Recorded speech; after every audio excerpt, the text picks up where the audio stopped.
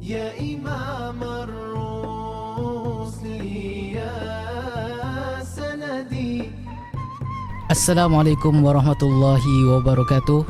Bertemu kita kembali dalam Mini Dose Podcast. Dan ini adalah satu podcast suntikan rohani buat diri kita supaya kita sentiasa cinta akan Al-Quran. Dan insyaAllah kepada siapa yang masih belum mengenali dan tahu tentang Think Quran, boleh like, follow dan share dekat setiap kita punya media sosial. Dan alhamdulillah, syukur kepada Allah Subhanahu Wa Taala kerana telah memberikan kita peluang untuk teruskan kehidupan dan menyebarkan kebaikan. Kita petik apa yang Allah kata dalam surah Az-Zariyat ayat yang ke-56. A'udzubillahi minasyaitonirrajim. Wa ma khalaqtul jinna wal insa illa liya'budun. Maksudnya, dan ingatlah, aku tidak menciptakan jin dan manusia melainkan untuk menyembah dan juga beribadah kepada aku. Dalam konteks ibadat ni ada pelbagai, bukan semata-mata ibadah solat saja, tapi dengan kita berzikir, dengan kita melakukan kebaikan juga adalah satu ibadah juga. Dan insyaAllah topik kita pada hari ini adalah berkaitan dengan rezeki. Bila kita sebut tentang rezeki ni, mesti orang akan terfikir pasal gaji, berkenaan dengan sales ataupun yang lain-lain lah. Tapi yang peliknya, ada setengah orang ni walaupun dia punya gaji tu sedikit, tapi hati dia tenang, senang, happy je. Maksudnya tak ada masalah lah. Tapi ada orang yang kaya pula, dia ada banyak duit tapi tak pernah rasa cukup. Jadi untuk topik kali ni, kita menjemput Al-Fadil Tuan Guru Ustaz Piyu Syahul Hamid Al-Filfilani. Assalamualaikum Ustaz. Apa khabar Ustaz? Waalaikumsalam warahmatullahi. Masya-Allah Ustaz. Ini apa, saya sangat gembira lah berjumpa dengan Ustaz, sebab first sekali saya jumpa dengan Ustaz masa ni lah Ustaz jadi pencetus ummah yang pertama, musim pertama. Ya, saya dulu belajar dekat College Universiti Islam Selangor. Kuis. Ya, tempat kami tinggal lah. Ya betul. Dan ditayangkan di program tu dibuat di kuis. Kuis. Alhamdulillah. Masa tu saya tengok memang PU semua tukar lumus, buat apa, ada latihan lah. Dekat bagi apa, dekat dengan pantai pula, Tasik dengan Tasik tu. Tasik tu. Tengok buat rakaman semua. InsyaAllah. Kuis ni satu tempat yang cantik lah, selesa. Duduk di sana memang banyak kemudahan, keselesaan. Sebab tu dia berpilih tempat tu memang cantik. Memang cantik, alhamdulillah. Satu Ustaz, tempat yang pencetus ummah duduk masa dulu dekat Pasir Satu. Sebenarnya Pasir Satu tu pada awalnya memang dah lama tak ada orang. Dah lama tak ada orang. Kiranya ada penghuni lain. Tapi masa tu kita orang pencetus ummah ni memang hebat, berani. Sebab memang dulu kat situ satu blok tu misteri memang tak ada orang. Tapi tak pastilah ada misteri ke tak. Sebab tapi tak pernah. Sepanjang saya duduk di situ 3 bulan tak pernah pula ada. Tak ada apa-apa lah, masya-Allah. Mungkin Ustaz melainkan depa buat lakonan toyol tu ada lah. Lakonan toyol. Kan. Ada buat ni lah, rakaman video lah. Masya-Allah. Jadi Ustaz, kita mulakan untuk persoalan yang pertama lah, berkaitan dengan rezeki ni. Jadi Ustaz, yang pertamanya, kenapa ada orang banyak rezeki tapi tak pernah rasa cukup? Okey. Bismillahirrahmanirrahim. Alhamdulillahi rabbil alamin. Wassalatu wa bihi nasta'in ala umurid dunya waddin. Salatan wa salaman ala sayyidil mursalin wa khatamin nabiyyin wa imami sayyidil mursalin sayyidina wa maulana Muhammadin rahmatan lil alamin wa ala alihi wa ashabihi wa man tabi'ahum bi ihsanin ila yaumiddin, amma ba'd. Makasih pada saudara pengacara majlis. Nama apa tu? Akmal. Akmal. Akmal ke Ikmal? Akmal. Yang mewakili Ting Quran untuk program yang diterbitkan khas oleh Ting Quran bersempena dengan bulan Ramadan pada tahun ini, di mana siri-siri yang telah lalu kita ada macam-macam program kan, kita buat dengan Ting Quran. Kita pernah buat tentang fadilat kelebihan Quran. Kita pernah, itu siri pertama. Siri kedua sepanjang Ramadan kita dengan program berkaitan dengan tafsiran surah-surah pendek dalam Quran. Dan ini adalah siri ketiga saya bersama dengan Ting Quran dalam kita membincangkan tentang rezeki. Kali ini kita buat tajuk yang berlainan berkaitan dengan, berarti ada tajuk pula. Jadi insya-Allah dalam huraiannya nanti akan ada ayat-ayat Quran maupun hadis-hadis Nabawi yang menceritakan tentang betapa hebatnya Quran membicarakan tentang tajuk rezeki dalam Islam. Sebelum daripada itu, saya dengan sedikit mukaddimah apa yang ingin saya sampaikan untuk kita bersama. Jadi saya juga, sebelum saya terlupa, terima kasih pada pihak Ting Quran kerana masih lagi memilih saya untuk terus menyampaikan dakwah dan memberikan, mencurahkan apa yang dianugerahkan oleh Allah dengan segala kemampuan, dengan sedikit sebanyak yang kita ketahui ini kita sebarkan supaya sahabat-sahabat kita dalam Ramadan ni, kaum muslimin muslimat dapat lebih memahami, dapat lebih jadikan program ini sebagai satu program lebih mendekatkan diri kepada Allah Subhanahu Wa Taala. InsyaAllah. Jadi Akmal, kita nak bincang soal rezeki. Rezeki ni saya buat sedikit kajian lah. Saya buat sedikit kajian apa itu rezeki menurut perspektif Islam. Disebutkan oleh para alim ulama bila sebut ar-rizq dalam bahasa Arab. Melayu pun sebut rezeki lah. Ialah segala pemberian Allah kepada makhluknya.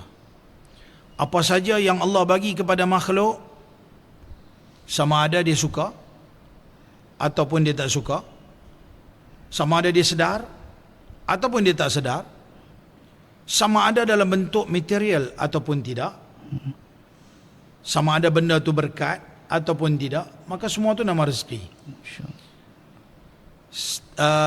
Setiap anugerah Allah kepada kita, pemberian lah, benda tu baik ke tak baik ke, semua tu dia kira secara umumnya itu adalah rezeki Allah kepada kita. Maka nantilah akan ada pembahagian dia. Ada rezeki nikmat, ada rezeki istidraj. Ada banyak, itu nanti ada pembahagian dia. Ada rezeki yang bersifat duniawi, ada rezeki yang bersifat ukhrawi. Nanti akan ada pembahagian dia. Jadi dengan cara kita memahami ini, kita dapat memahami secara global, agak kita nampak dia punya rajah dia, yang dikatakan rezeki dengan ruang lingkup perbahasan ulama berkaitan dengan rezeki. Setengah ulama berkata bahawa setiap perkara yang memberi manfaat kepada hamba Allah itu adalah rezeki. Ini berarti kalau benda tak ada manfaat pada manusia, maka itu tak nama rezeki. Kalau benda tu dapat bermanfaat pada manusia, nama dia rezeki. Contohnya orang seokok. Seokok ada manfaat tak? Walaupun dia syok. Kalau takrif mula tu benda tu manfaat ke tak manfaat ke rezeki. Maka takrif yang kedua sesuatu yang bermanfaat, maka nama rezeki. Ini berarti kalau tak ada manfaat, maka benda tu tak dikira sebagai rezeki. Saya sempat belek-belek dalam Kamus Dewan halaman 1327. Rezeki bermaksud segala sesuatu yang dikurniakan oleh Allah untuk keperluan rohani dan jasmani. Dia juga merujuk kepada kata-kata ulama pada ta'rif yang kedua yang saya sebut, definisi yang kedua, iaitulah segala sesuatu yang dikurniakan oleh Allah untuk keperluan manusia dari sudut rohani dan jasmani. Ini benda-benda yang bermanfaat kepada manusia. Akmal, dalam Quran perkataan rezeki diulang ataupun disebut dalam begitu banyak surah, dalam begitu banyak ayat, dengan kepelbagaian kalimat.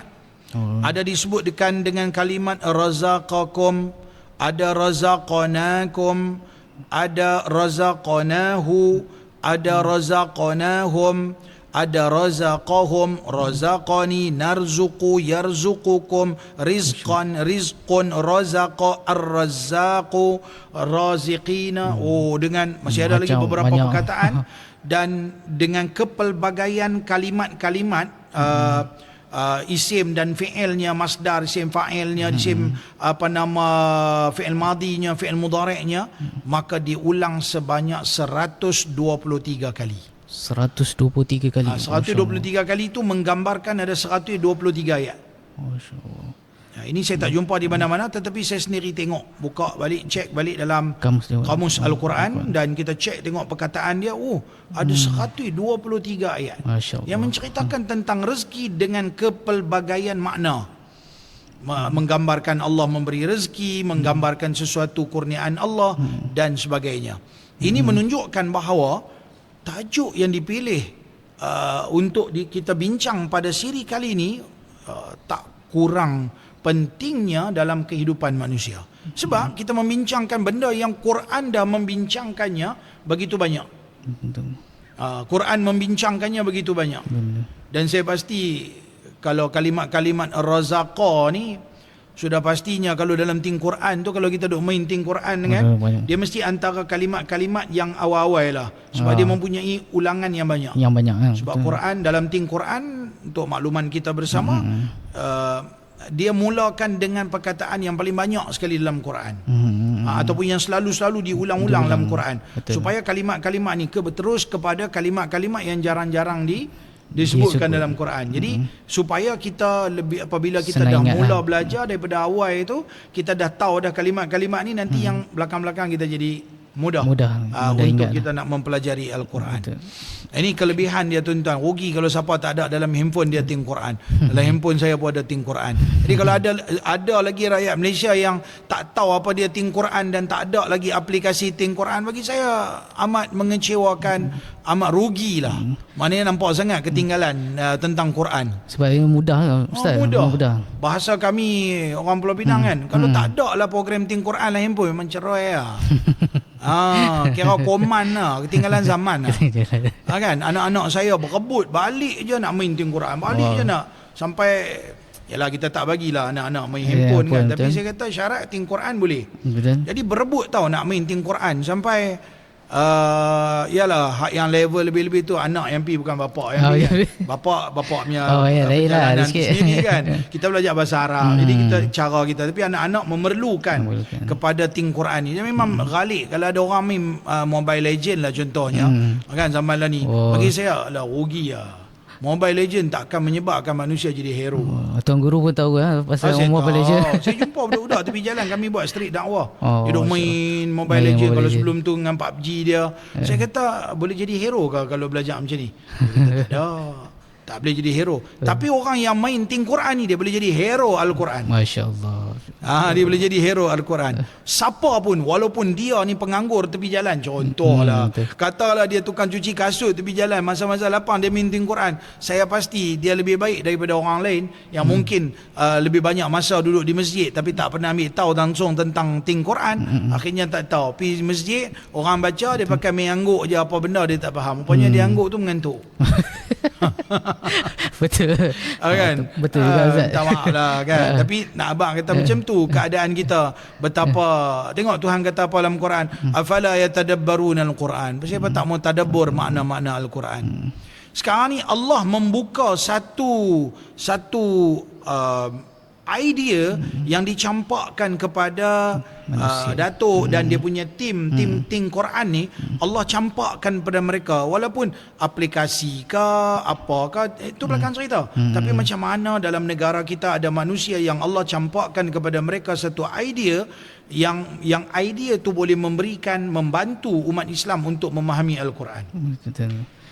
Maka saya dah mula praktikkan kepada pelajar-pelajar kami. Sebahagian daripada pelajar yang ada kemampuan, kita minta keluarga mereka sediakan telefon, handphone, dan yang agak dia punya version elok sikit, dan kita installkan ting Quran, dan kita bagi mereka ni masa-masa lapang untuk kita kata bahasa dia bermain-main dengan ting Quran, supaya mereka membantu mereka untuk memahami Al-Quran, makna-makna Al-Quran dengan lebih mendalam. Okey, Kamal, di dalam Al-Quran dalam surah Hud, Allah Subhanahu wa taala berfirman, a'udzu billahi minasyaitonir rajim, wa ma min dabbatin fil ardi illa 'ala Allahi rizquha.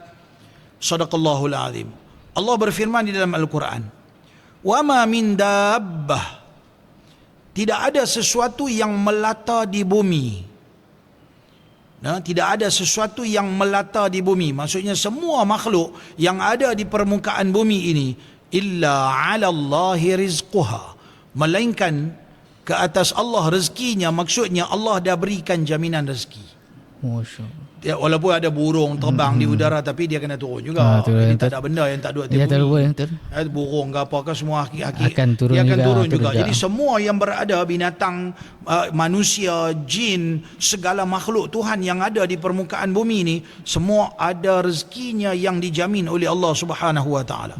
Sebab itu dalam surah Zukhruf ayat 32, Allah Subhanahu wa taala menyebutkan, thumma qasamna bainahum ma'ishatahum, kemudian kami bahagi-bahagikan di antara mereka itu dengan rezeki mereka masing-masing. Yang ni ada rezekinya, yang ni ada rezekinya. Kadang-kadang ada setengah orang duit banyak, minta maaf cakap. Ada orang duit banyak, hidup kaya-raya, masya-Allah. Tapi sakit, duduk di hospital. Duduk je tak dekat ada makan. Tak ada makan. Tak boleh minum, duduk di hospital, duduk je tu. Kelentang. Pakai apa? Oksigen. Oksigen. Rezeki dia hanya oksigen saja. Rezekinya hanya oksigen saja. Air tak boleh minum, mungkin ada drip air macam tu, tapi tak ada makanan. Dia tiup apa masuk. Pakai tiup macam tu je. Rezeki dia macam tu ya, padahal dia duit banyak. Sebab tu Allah Ta'ala bahagi-bahagikan. Ada ketikanya rezeki kita macam tu, ada ketika rezeki kita macam lain. Tetapi maha adilnya Allah, maha pemurah dan penyayangnya Allah, Allah berikan kepada kita, Allah jamin dengan rezeki dalam kehidupan kita. Setiap orang telah pun dijaminkan rezekinya.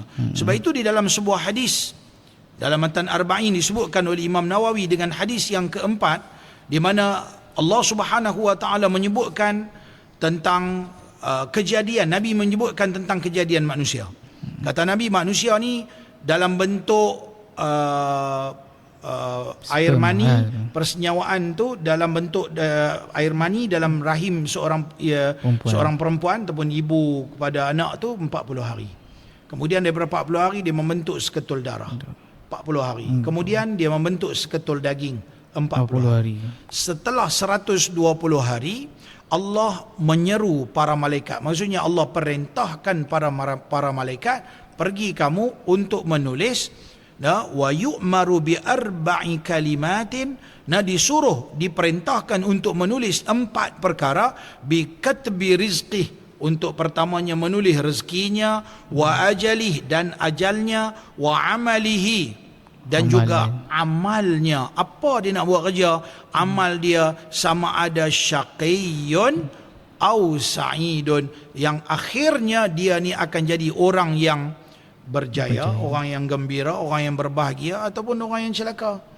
Telah pun dituliskan 4 perkara ni. Pertama rezeki, yang kedua ajal, yang ketiga amal, yang keempatnya ditulis sama ada dia jadi orang baik ataupun orang yang tak baik, dimasukkan ke dalam syurga ataupun dimasukkan ke dalam neraka. Fokus yang ingin kita sebutkan, ketika kita berumur 4 bulan di dalam perut ibu kita, Allah telah jamin rezeki kita. Malaikat telah datang dengan perintah Allah, tulis dah rezeki kita. Semua dah tertulis dah. Tulis dah. Kita kebetul-betulnya walaupun kita kena usaha untuk mencari, tetapi Allah dah tulis dah. Semua dah ni dah. Dah sama tulis siap dah. Sama ada dia kaya ke. Sama ada dia kaya. Sebab tu kalau Tuhan kata dia tak kaya, dia kerja siang malam, dia takkan boleh kaya. Sebab kadang-kadang Allah, nanti kita akan bincang, di mana ada orang kadang-kadang dia nak kaya tapi Tuhan tahu dia tak boleh kaya. Sebab tu dia usaha daripada muda sampai ketua, dia tak kaya-kaya. Agak-agak pasal apa? Sebab Tuhan tahu, Tuhan sayang kat dia.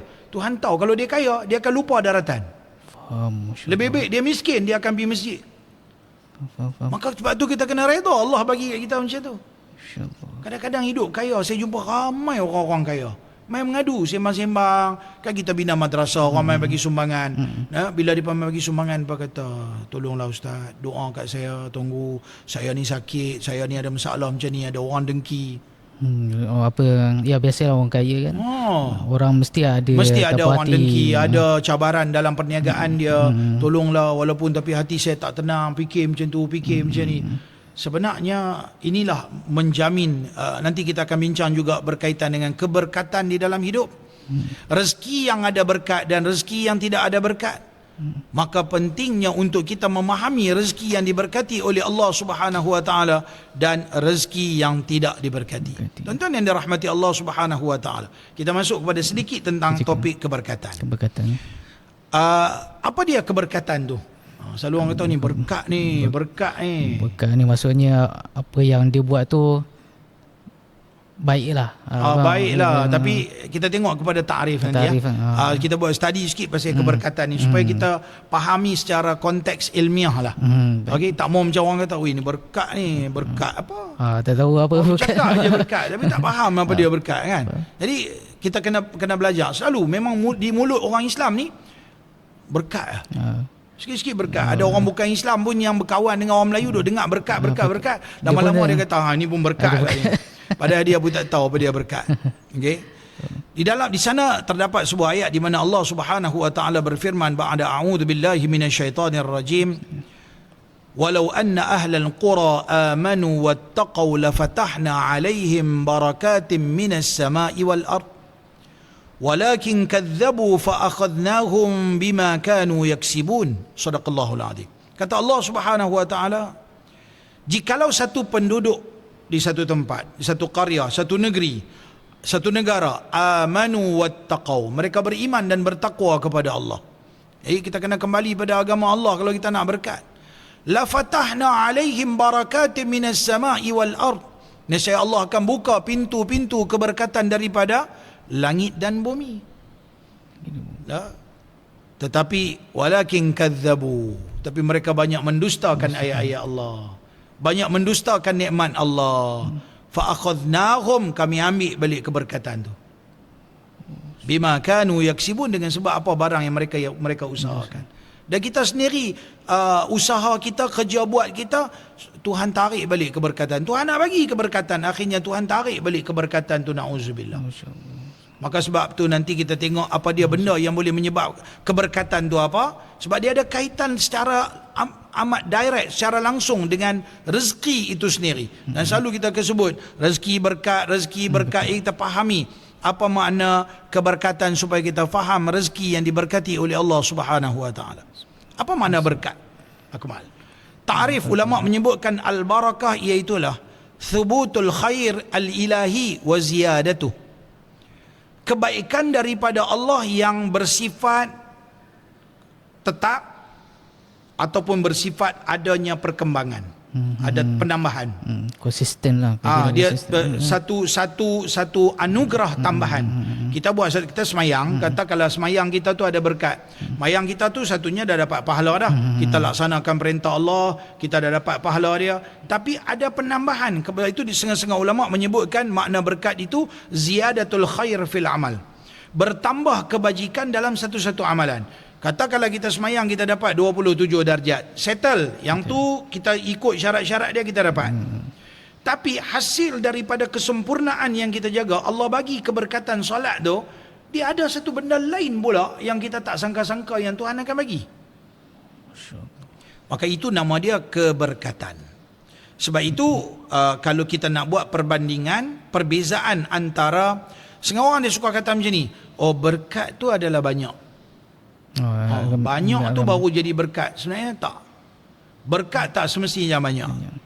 Sebab itu kalau kita tengok, banyak tu kita melihat kepada kuantiti. Tapi berkat dia bukan melihat pada kuantiti, dia melihat kepada kualiti. Kualiti. Berkat, benda kalau banyak tapi cepat habis. Benda banyak dia boleh habis. Tapi kalau berkat, dia walaupun sikit tapi dia tahan lama. Dia tahan lama, dia boleh pakai lama, dia boleh guna lama. Bateri apa kiranya yang lama tahan lama. Kan dia boleh pakai lama. Dia macam penggunaan dia, masya-Allah lama betul ya. masih lagi bermanfaat benda ni. Buat apa ada banyak kereta tapi tak boleh pakai. Pakai ni lingkup, beli kereta baru ni lingkup, kereta baru ni lingkup, kereta baru ni lingkup, 4-5 biji kereta baru lingkup. Rupanya motor kap cat lama yang lagi tu boleh pergi masjid lagi. Masya-Allah berkat. Kalau banyak dia akan menyebabkan kita jadi gelisah. Tapi kalau berkat dia akan menyebabkan kita jadi tenang. Kalau banyak dia boleh menyebabkan kita jadi lalai. Tapi kalau berkat banyak ke sikit ke tak penting, dia akan menyebabkan kita dekat dengan Allah. Masya-Allah. Ini beza antara berkat dengan banyak. Sebab orang kata berkat itu adalah banyak. Dah, banyak benda lain, berkat benda lain. Berkat tak semestinya banyak. Kadang-kadang dia sikit, tapi dia bermanfaat. Tapi kalau banyak saja belum tentu benda tu berkat.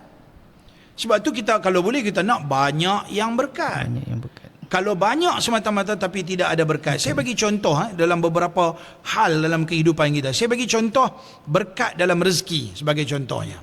Ni kita nak buat kayu ukur. Nak ukur dalam kehidupan kita yang kata berkat ni macam mana. Kalau kita ukur dari sudut rezeki, pendapatan kecil tapi cukup berkat. Pendapatan tu kecil tapi Alhamdulillah cukup. Cukup. Bila kita hidup dalam hidup kita ni tak ada hutang. Oh, ada hutang leceh. Betul. Sekali lagi kau ni main minta hutang, oh serabut kepala otak. Duk fikir. Duk fikir tu. Kalau mana kena nak sikit-sikit settle tak apa, kalau kena hutang alung lah, hutang apa lagi. Itu lagi kacau. Zaman lah ni orang nak kahwin, pergi hutang alung, ambil 40,000, 50,000. Mantap-mantap nak kahwin, lepas kahwin, dia tak dapat kita, dia cari bini kita. Tak pening Habis kita. ada. Ini kerosakan yang berlaku dalam masyarakat. Sebab tu berkat, Alhamdulillah, hidup tak hutang. Ni dalam rezeki. Berkat dalam rezeki lagi, dia tidak terjebak kepada benda maksiat. Kita nak dapat rezeki tu, Tuhan permudahkan kita dapat, dan rezeki tersebut tak terlibat dengan benda maksiat. Bayangkan apabila satu-satu orang Allah takdirkan dia bekerja di tempat maksiat. Maksiat ni sesuatu benda yang diharamkan oleh Allah. Kerja dia jual arak, kerja dia terlibat dengan judi, kerja dia terlibat dengan arak, terlibat dengan judi, terlibat dengan riba, terlibat dengan penipuan, gharar. Kerja dia memang terlibat dengan pembunuhan, terlibat dengan benda-benda yang diharamkan oleh Allah. Maka semua tu rezeki banyak mana yang dia dapat, tidak ada keberkatan. Buat apa banyak? Buat apa ada nama, kedudukan, harta yang banyak, kehidupan yang mewah, tapi tidak ada keberkatan. Ini berkat dari sudut rezeki. Maka kita kena nilai balik. Rezeki yang kita ada sekarang, adakah dia membawa ketenangan? Rezeki yang kita ada sekarang, adakah dia sedikit tapi cukup? Rezeki yang kita ada sekarang, adakah dia didapati daripada jalan maksiat ataupun jalan yang baik? Nah, adakah kita menanggung hutang ataupun tidak? Ini kita kena, maknanya kalau kita rasa benda ni tak ada, Alhamdulillah, ada keberkatan lah dalam rezeki. Rezeki dalam berkat dalam ilmu. Ada ilmu dapat diamalkan, ada ilmu dapat dekat diri dengan Allah, ada ilmu dapat bagi manfaat pada manusia lain. Maka mudah-mudahan ilmu tu berkat. InsyaAllah. Berkat dalam masa singkat, kerja siap. Dalam masa sat ya, settle kerja ni, settle kerja ni, settle ya kerja ni. Kan? Itu pun dikira itu berkat kan? Rupanya masa kita, tapi kalau kita bekerja pada pagi sampai ke petang, sampai ke tak malam, siap-siap. tak siap-siap lagi. Tak apalah kalau kerja tu memang banyak, tapi ni dah baik. Sepatutnya kita buat, okey, settle bahagian ni, settle benda ni, settle benda ni. Maka itu menunjukkan masa yang Allah berikan kepada kita tu dapat dimanfaatkan dan dapat diguna dengan baik. Itu berarti ada keberkatan. Tapi duk buat tak sudah-sudah ni, takut-takut dia tak berkat.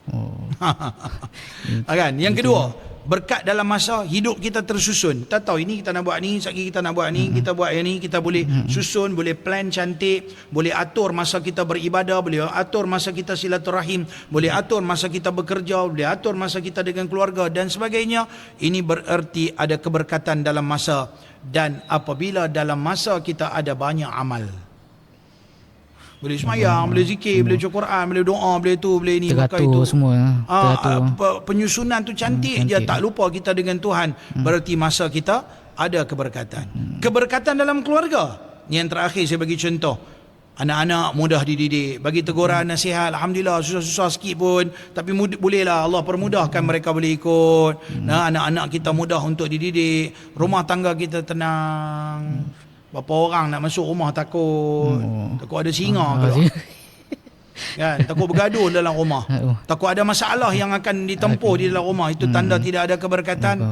Dan kita duduk dalam rumah, kita saling menghormati, suami hormati isteri, isteri hormati suami, anak menghormati ibu bapa. Jadi ada budaya hormat menghormati. Rasa seronok masuk dalam rumah, kita dihargai di dalam rumah tangga. Maka itu menunjukkan bahawasanya ada keberkatan dalam hidup kita. Daripada mana sumber nak datangkan takwa, nak datangkan berkat? Nak mai berkat tu mai daripada mana? Punca boleh datang keberkatan. Pertamanya takwa. Takut pada Allah berarti jadi orang yang soleh, insya-Allah ada keberkatan. Yang kedua, punca nak dapat keberkatan dalam hidup kena ada rezeki yang halal. Yang ketiga, syukur. Yang keempat, banyakkan doa. Yang kelima, elakkan dosa-dosa. Yang keenam, silaturahim. Ni di antara lah. Elakkan bersilaturahim, jangan bergaduh dan sebagainya. Ini di antara sumber daripada mana datangnya keberkatan. Senang kita kira, kalau kita buat benda yang Allah redha, Allah suka, maka insya Allah akan adalah keberkatan. Dan terakhir, tanda hidup ada berkat, rasa cukup, rasa tenang hidup kita, mudah buat kebaikan. Rasa senang nak semayang, senang, Allah permudahkan, tak ada berat rasa nak buat semayang, nak buat segala amal ibadat. Kurang masalah besar dalam hidup, dia Allah permudahkan hidup kita. Jadi kalau ada masalah ni senang macam ni, kalau ada masalah ni mudah aja, jalan keluar dia jadi mudah ya. Dan kita redha dengan segala ketentuan Allah. Maka ini menunjukkan bahawasanya tanda hidup kita tu ada keberkatan. Jadi kita dah boleh nampak dah keberkatan dalam hidup, terutamanya keberkatan dalam rezeki. Sekarang kita masuk pula kepada satu perbincangan, iaitulah jenis-jenis rezeki. Sebelum saya nak jawab soalan Akmal tadi tu, jenis-jenis rezeki. Orang tak tahu nak beza jenis-jenis rezeki ni. Akhirnya kadang-kadang kita tak tahu nak, ni berkat ke tak berkat ke, rezeki ni bagus ke tak bagus ke, ini penting ke, dia agak complicated juga.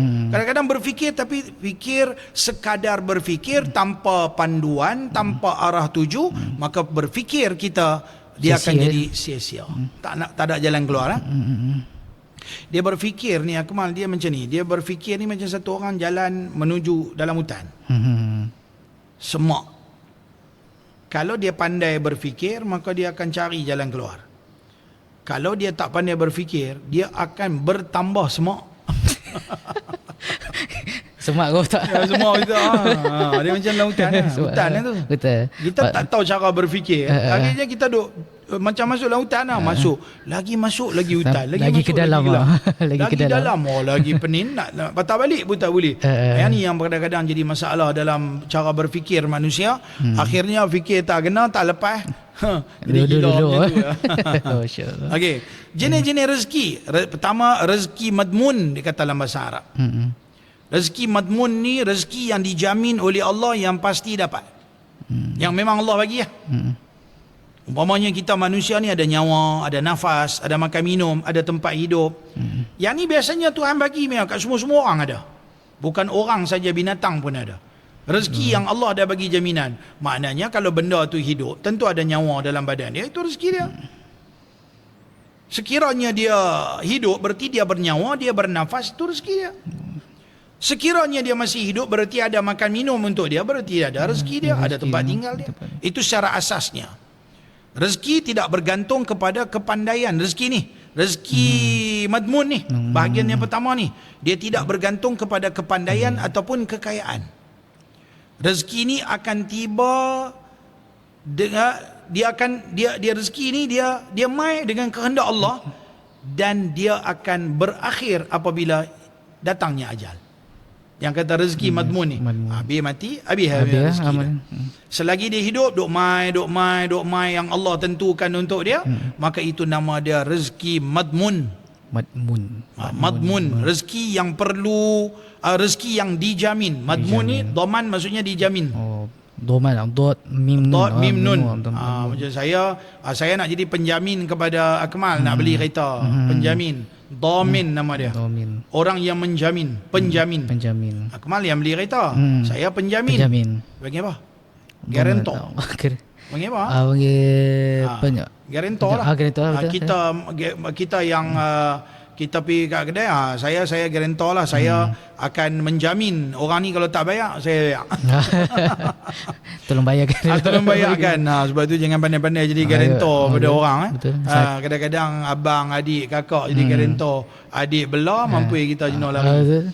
Kita ingat, insyaAllah lah adik aku ni ambil motor. Boleh lah kan. Rupanya garantor ni dia kena jawab lah sebab dia pergi jamin. Tu ada kaedah dalam ilmu usul fiqh. Okey, kemudian ni nama dia rezeki yang dijamin. Berarti Allah dah telah menjadi penjamin. Allah sendiri menjamin. Sebab apa? Tadi kita bacakan hadis. Kalau kita tengok dalam mata arba'in hadis yang keempat, Allah Ta'ala utus malaikat ketika kita berada dalam perut ibu 44 bulan 120 hari, dah jamin dah rezeki kita, jodoh kita, ajal kita, semua dah tulis siap dah. Ini nama dia rezeki yang telah pun dijamin. Yang kedua, jadi rezeki itu tak samalah. Rezeki yang dijamin ada sikit, ada banyak. Jadi ada aja rezeki dia. Okay. Ada budak baru lahir, sempat bernafas dan sempat bernyawa, menghidup udara dunia ini dalam beberapa hari saja. Kemudian baby itu sakit dan meninggal dunia. Ini berarti rezeki dia dekat tu. Tuhan dah takdirkan rezeki dia dekat tu. Ada yang kadang-kadang hidup sampai setahun, ada yang hidup sampai 2 tahun, lepas itu kena penyakit, na'udzubillah, meninggal dunia, na'udzubillah. Kita sayanglah, sedih lah kan. Tapi rezeki dia dekat tu. Rupanya dia rezeki dia dekat tu. Rezeki kita. Tengoklah umur kita sekarang apa. Kalau 20, 30, 40, 50, Masya Allah, rezeki kita sampai setakat ni. Yang akan datang kita tak tahu. Maka sebab tu kena terus menerus minta doa pada Allah agar dianugerahkan oleh Allah Subhanahu Wa Taala dengan rezeki yang berpanjangan. Lagi diberkati. Bahagian yang kedua, rezeki dia panggil ar-rizqu bil asbab. Rezeki yang bergantung kepada usaha. Kena cari. Umpamanya kita nak gaji, kita nak kerja. Okey, nak kerja, adakah kerja tu datang menggolek? Tak ada. Bawa resume belajar, bawa resume, pergi jumpa Datuk, Assalamualaikum Datuk, saya nak kerja kat Ting Quran. Mula kena ada apa? Ada proses dia. Ada sijil dulu mesti kena ada, mesti kena ada. Dia ada proses dia. Dia kena ada usaha dulu. Bukan kata tiba-tiba aja rezeki tu main. Allah nak, ni rezeki asing pula. Rezeki yang madmun tadi tu lain. Lain. Yang ni rezeki ni kita kena usaha, dia akan dapat lebih. Usaha lebih dapat lebih, usaha lebih dapat lebih. Gaji nak lebih kena usaha lebih. Perniagaan nak lebih, nak untung kena ada lebih. Pertanian kita nak tanam, kita nak hasil yang banyak, tanam lebih banyak. Usaha kena lebih. Nak ilmu, belajar lagi. Kan? Jangan berhenti belajar. Saya sampai sekarang tak berhenti belajar. Masih belajar. Saya sedang siapkan tesis PhD saya. Masya-Allah. Dekat mana? Di Unisham di Kedah. Nisham. Dulu Insania. Jadi doakanlah dalam masa terdekat ni mungkin tahun ni siap lah. Ni kira dalam bidang apa tu? Bidang hadis. Hadis, masya-Allah.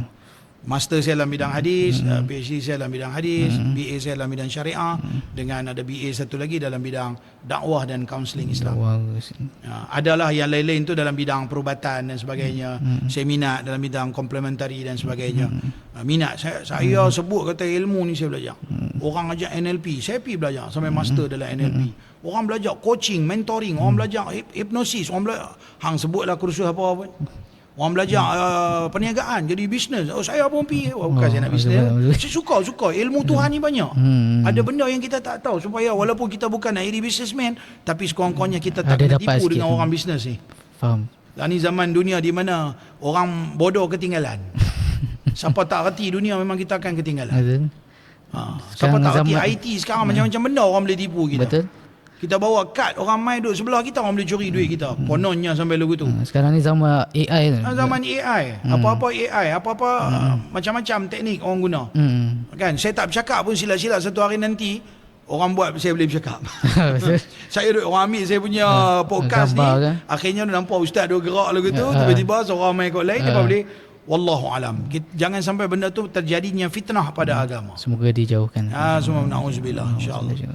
Dan rezeki ini yang bahagian kedua ni, nama rezeki bil asbab ini, rezeki ini ialah rezeki yang Allah kaitkan dengan ikhtiar dan usaha manusia.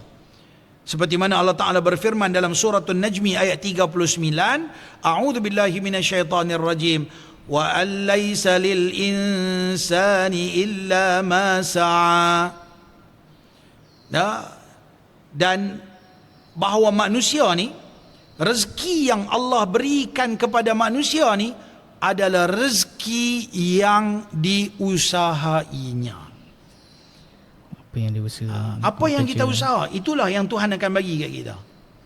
Tuhan akan bagi kepada manusia apa yang dia usaha, dan apa yang dia tak usaha Tuhan tak bagi. Tuhan hanya bagi rezeki madmun. Tuhan tak bagi rezeki al-asbab. Rizqu bil asbab tadi tu. Kita panggil rezeki sebab lah. Tadi rezeki yang dijamin, ini rezeki sebab. Rezeki ni kena ada usaha dia akan dapat. Dan kalau dia ada rezeki madmun dan kemudiannya dia usaha, berarti banyak. Kalau hanya duk tunggu rezeki yang Tuhan jamin sahaja, tak usaha, pastinya kita katakanlah Tuhan takdirkan rezeki kita tu sikit, bererti sikitlah kita. Nak lebih, usaha lebih. Tak ada rezeki jatuh dari langit. Tak ada rezeki jatuh dari langit. Bahkan kalau kita tengok orang bukan Islam, minta maaf kalau saya kaitkan, kita ambil tengok, kalau kita tengok dalam senarai orang-orang yang terkaya dalam negara kita, dalam senarai, yang tak mau nama dia masuk dalam senarai tu, kita buat tepi lah. Dia ada lagi ramai yang kaya kan. Tapi kalau kita tengok macam apa yang kita dapati daripada media masa, bahawa lelaki terkaya dalam negara kita adalah Tan Sri Robert Koch. Saya heranlah kan. Mereka adalah golongan minoriti dalam negara kita, tapi macam mana dia boleh jadi orang terkaya? Rupanya kalau kita belajar sejarah kehidupan dia adalah orang yang susah. Dia sanggup hidup susah. Dan sekarang dia senang dan anak cucu dia bertambah-tambah senang. Kehidupan dia kalau kita belajar, wow, mereka bukan mai bergolek ya. Mereka hidup sanggup pakai, kita tengok setengah-setengah orang-orang uncle-uncle ni kan, pakai seluar pendek, pakai baju pagoda. Masa mereka muda-muda duk berpeluh pakai baju tu je kerja. Sanggup hidup susah. Tapi sekarang ni, sekarang bukut. Bergaya mereka. Pasal apa? Mereka sanggup hidup susah dulu, dan kemudian sekarang mereka menikmati. Tak ada orang yang hidupnya senang. Siapa sekalipun, kalau kita katakan Tan Sri Syekh Mukhtar Al-Bukhari, kita boleh bertemu ramah orang-orang yang macam ni. Pastinya mereka ni bukan bergolek kaya.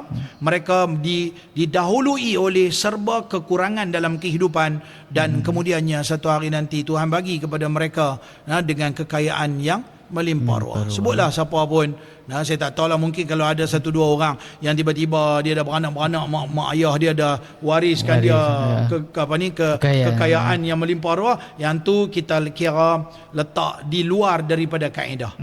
Maka kaedah fiqh menyebutkan an-nadiru kal ma'dum. Benda jarang berlaku kita kira macam tak ada. Yang satu dunia ni semua orang kaya dengan usaha. Orang yang kaya dengan usaha, mereka tahu nilai 5 sen. Kalau kami orang Pulau Pinang panggil 5 dik. Sebab tu saya marah anak-anak keluarga saya kalau saya nampak 5 dik tepi jalan tak kutip, tak cukup 5 dik tu tak dapat 1 juta. Katanya kalau nak jadi 1 juta kena ada jutawan, kena ada 1 juta. Tak ada 5 dik tu ada 1 juta. Tak ada. Takkan ada. Dan kenapa kita sisihkan 5 dik tu, walaupun zaman kita sekarang 5 dik tu tak ada guna, nak beli coklat sebiji pun tak boleh.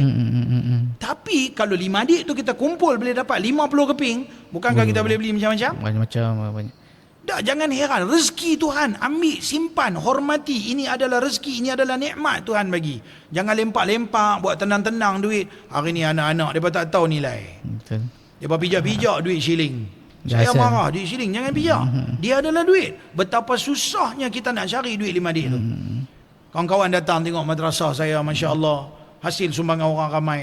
Betapa susahnya saya nak bina lebih daripada 10 tahun, nak membina madrasah yang sebesar ini dengan segala kemudahan asas, dengan kita masih lagi sedang membina. Bukan senang. Sebab tu saya kata pada anak-anak saya, setelah begitu lama saya berusaha untuk mewujudkan pusat pengajian ini, anak-anak kena pergi belajar dan kena hargai betapa susahnya saya untuk membina perjuangan yang Cukup hebat. Cukup.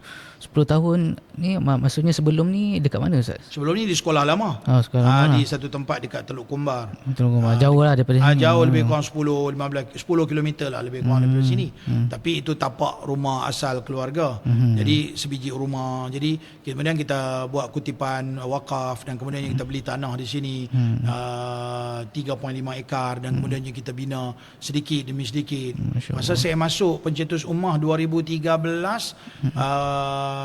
kita baru buat program 2-3 bulan sebelum tu kita baru pecah tanah. Untuk ni ada sumbangan, ada orang bagi sumbangan semua. Orang bagi sikit-sikit lah. Kita buatlah wakaf RM25 satu lot kaki persegi, pilar kutip sana sini, menjelajah satu Malaysia. Kan, menadah, buat terbaik muka, orang kata lah macam-macam, ni muka minta derma lah apa. Tak tahulah kalau ada orang kata macam tu kan. Dan kemudiannya kita kutip dan kemudiannya balik kumpul, buat beli tanah, kemudian buatlah, panggil kontraktor buat macam ni. Allahu Akbar. Dan sekarang dah masuk 2026, kita dah di fasa penghabisan, di penghujung untuk kita siapkan sepenuhnya. Alhamdulillah.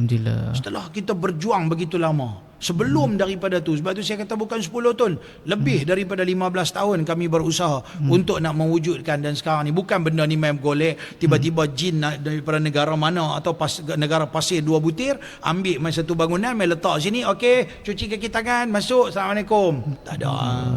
Benda tak main golek lah. Kami berusaha, kami mai di sini, semua ni hutan belantara. Tak ada satu pun batu bangunan yang dibina. Nak kena buang benda ni. Dan sekarang kita mai tengok macam mana punya keadaan. Masya Allah, tabarakallah kan. Jadi itulah. Baik, kita teruskan sedikit. Saya nak habiskan saya punya mukaddimah yang panjang dah. Tak apa, saya dapat input.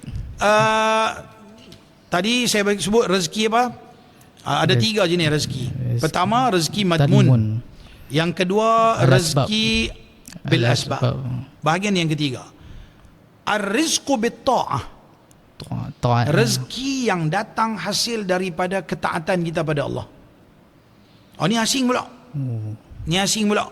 Orang yang takwa, orang yang buat amalan nak jadi takwa, yang baca istighfar, yang semayang, yang sedekah, yang doa, yang sujud pada Tuhan, yang bangun tahajud tengah malam, yang semayang sunat duha, yang zikir, yang bertasbih, bertahmid, Masya Allah, dengan segala kebaikan, ketaatan, yang baca Quran, yang tak lupa kepada Allah, maka ini nama dia ar-rizqu bit-ta'ah. Rezeki ini akan bertambah dengan bertambahnya amal ketaatan kita pada Allah. Dan sebaliknya, rezeki ini akan berkurang apabila kurangnya amal ketaatan kita kepada Allah Subhanahu wa taala. Di sana ada ayat dalam surah At-Talaq ayat 2 dan 3 di mana Allah berfirman, a'udzubillahi minasyaitonirrajim. Ayat ini cukup terkenal, ayat 1000 dinar dia panggil. Wa may yattaqillaha yaj'al lahu makhraja wa yarzuqhu min haitsu la yahtasib. Siapa yang bertakwa kepada Allah, Allah buka jalan keluar dalam kehidupan dia. Ada masalah apa, mudah. Wa yarzuqhu min haitsu la yahtasib. Allah memberikan rezeki dengan sekira-kira tak disangka. Ini nama dia rezeki bitta'ah. Dia buat je amalan-amalan ketaatan kepada Allah, tiba-tiba ada je rezeki dia. Ada je rezeki dia. Kadang-kadang yang ni benda yang tak mampu difikir dengan akal. Logik tak ada. Logik tadi yang kita usaha tu pun kadang-kadang tak logik juga. Usaha sikit dapat banyak kan. Tetapi inilah ketaatan, satu benda yang luar biasa. Satu, Allah dah jamin dah rezeki kita. Kemudian kita berusaha pula lagi, dapat rezeki nombor 2. Kemudian kita tak lupa kepada Allah, kita tunduk sujud pada Allah, kita mentaati perintah Allah, kita dapat rezeki yang ketiga. Bayangkan apabila dikumpulkan 3 rezeki, pastinya orang tu hebatlah. Banyak sumber rezeki dia. Banyak sumber rezeki dia. Dia ada sumber rezeki daripada yang dijamin oleh Allah.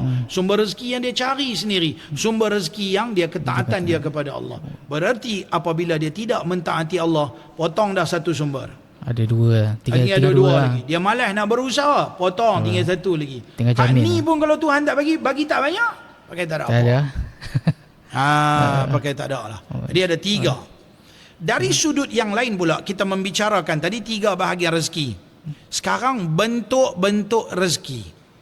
Ulama membahagikan bentuk-bentuk rezeki Akmal ni kepada 2 bahagian. Pertama, rezeki yang dapat dilihat. Yang kedua, rezeki yang dapat dirasai. Rezeki yang kita dapat dilihat apa? Duit. Oh, tu dia. Oh, Kereta ni duit dapat. semua. Kereta kan? Pangkat, jawatan, makanan, pakaian, rumah, penginapan, kenderaan. Kan? Yang ni kita boleh nampak lah. Boleh nampak. Satu lagi rezeki yang kita panggil rezeki yang hanya dapat dirasai. Kita tak boleh nampak dia. Iman. Rezeki iman ni cukup besar. Tiba-tiba dengan ada kekuatan iman ni memberikan kekuatan untuk kita beramal lagi. Lagi tambah iman, lagi kuat amalan, lagi kuat amalan, lagi kuat amalan, lagi bertambah iman. Dan rezeki kesihatan. Allahu Akbar. Tak ada jual kat kedai? Tak ada. Kalau ada jual saya orang kita molok ambil, sekali. kita beli. Semua berebut. Hari-hari dia buka kedai. Bagi kat saya kesihatan 5 kilo. Nak sihat 5 kilo. Kan? Hari-hari dia beli sihat. Tak ada. Yang ada jual ubat, bukan jual sihat. Bukan sihat.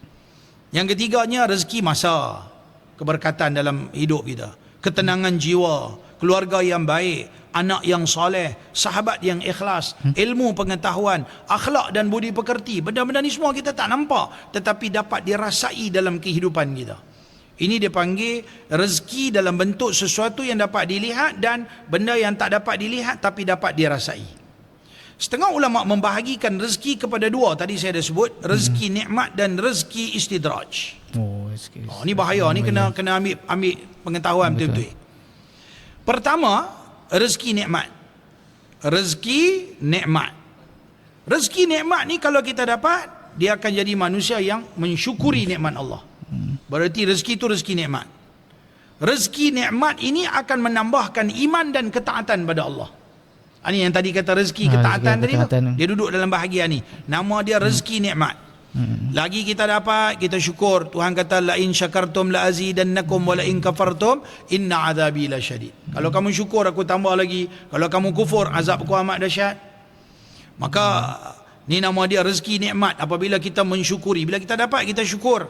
Syukur dengan makna kita dapat mentaati perintah Allah, menambahkan iman kita lagi, maka itu nama rezeki nikmat. Tetapi kalaulah kita dapat rezeki kita masih kufur pada Allah, kita tak tunduk sujud, tidak mentaati perintah Allah, bahkan makin hari makin menambahkan dosa dan kesalahan, maka ini dinamakan sebagai rezeki istidraj.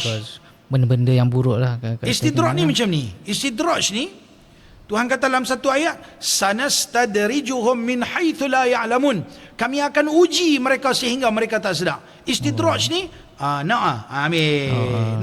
Ambil. Sampai kita jadi seronok, tiba-tiba lalu dicabut nyawa kita, tak sempat kita bertaubat. Allah. Setengah-setengah tok guru dia kata rezeki istidraj ni macam ni, macam nak tangkap ayam. Ambil segenggam beras. Okey, mai ayam. Ayam tu ingat dia nak orang nak bagi makan, dia pun makan. Tangkap. Lepas tu mai dekat kena tangkap orang sembelih. Maknanya dia tak tahu kata rezeki yang orang bagi kat dia sekarang ni adalah berbahaya pada diri dia. Kan? Ujian yang dahsyat. Yang ni Tuhan nak uji rezeki yang apabila Tuhan bagi, benda tu tidak mendekatkan diri kita kepada Allah, tidak mentaati perintah Allah, bahkan menambahkan dosa. Rezeki itu adalah rezeki istidraj. Berhati-hati tuan-tuan dan puan-puan. Berhati-hati. Bahaya. Renung kembali. Setelah penat kita bekerja, kita kerja, suami kerja, anak-anak kerja, bawa balik semua, hang bayar api, hang bayar air, hang bayar televisyen, hang bayar handphone, hang bayar kongsi seorang sikit dalam kehidupan kita. Tapi kalau semuanya itu tidak menjadikan kita mentaati perintah Allah, maka seisi keluarga ini sedang membawa rezeki istidraj yang dimurkai oleh Allah. Macam apa? Banyakkan macam dekat dalam drama kan, kata bila perempuan tu dia lebih kaya daripada lelaki suami ni, so dia kata suami dia tak boleh pakai lah, so dia lagi membongkak. Mungkin juga mungkin macam tu lah. Dia akan jadi macam tu. Kenapa nak bongkak? Suami dapat rezeki yang sedikit, kita kongsi-kongsi lah, hidup sekali kan. Mana tahu satu hari nanti isteri sakit, suami pula bekerja, boleh bantu-bantu. Ni semua punca tak berkat lah ni. Dia kena cek balik apa punca, kenapa jadi masalah dalam hubungan kekeluargaan macam ni.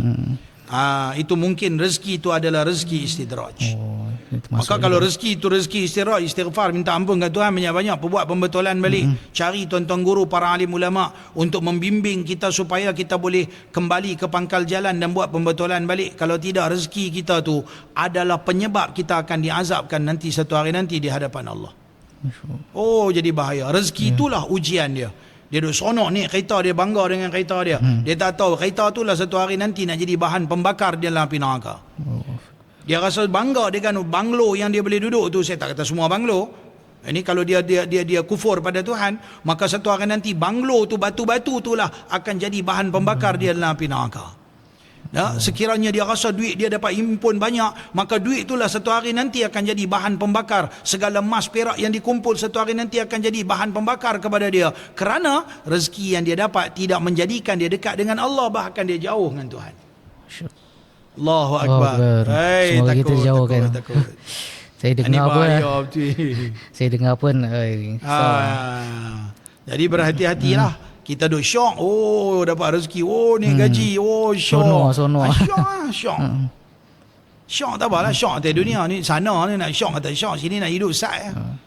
Saya rasa macam baru beberapa hari je saya hidup atas dunia. Tiba-tiba semua janggut dah putih dah. Semua kita pun dah ada cucu dah. Lah, tak puas lah melompat pasal kecil-kecil tu. Kejar dah rasa kejar. Rasa macam main gasing tak ada yang khatam lagi bah. Main wow tak ada yang khatam lagi. Main wow macam main wow. Generasi hangpa dah main wow. Hangpa main Mobile Legend. Kita dulu generasi kami main wow, buat sendiri, main gasing. Main tepuk-tepuk ke, main bola cabak ke, main bola kan, macam buat kasut macam tu kan. Generasi dulu main polisentri lah, apa liga-ligan. Tak, saya nak abang rasa macam ala tak dan lah. Tak, kira tak puas lagi lah kita punya keseronokan. Tiba-tiba dah tua dah aku. Tak puas lah. Sebab tu kadang-kadang kita tengok ada pakcik-pakcik seronok daripada nak main gasing balik. Betul. Seronok daripada nak main wow, pasal teringat mengimbau kisah silam. Tetapi inilah kehidupan. Masa begitu laju. Sedang-sedang kita dah umur dah meningkat. Sedang tengok. Baru kita duk ingat 26 dah sekarang. Masya Allah. Jangan kata 26. Ketika kita dah buat rakaman ni, kita berada di penghujung Januari. Betul. 2026. Sedar tak sedar Ustaz? Baru je masuk 2026 dah habis bulan. Dah bulan 2 Ya dah masuk Rab. 2 dah. Begitu cepat masa berlalu. Kalau menurut Imam Al-Ghazali, beliau membahagikan rezeki kepada 3 bahagian. Katanya ada rezeki zahir, ada rezeki batin, ada rezeki akhirat. Sesuatu yang dapat dicapai melalui panca indera yang zahir, mata, telinga, mulut. Okey, mata, telinga, hidung, mulut, kulit, yang dapat dicapai dengan panca indera yang 5, maka itu nama dia rezeki zahir. Zahir. Sesuatu yang dapat di hati, iman, ilmu, sabar, ketenangan, qanaah, memadai dengan apa yang ada, redha, sabar, syukur, maka yang ni semua adalah rezeki batin. Rezeki hati. Dalam mana? Batin kira dalam mana? Dalaman. Dan sesuatu yang hanya akan dicapai esok di akhirat, di alam akhirat, pahala, syurga, nikmat-nikmat yang akan kita dapat, maka itu nama dia rezeki akhirat.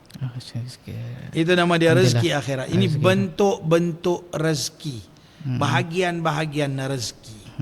Dan selepas ni kita akan bersambung dengan penyebab amalan-amalan. Saya tak bagi banyak, saya bagi 10 amalan penyebab mendapat atau pembuka rezeki. Jadi selepas itu baru kita jawab soalan. InsyaAllah. Okay. Kita berehat sebentar. Kita rehat sebentar. InsyaAllah.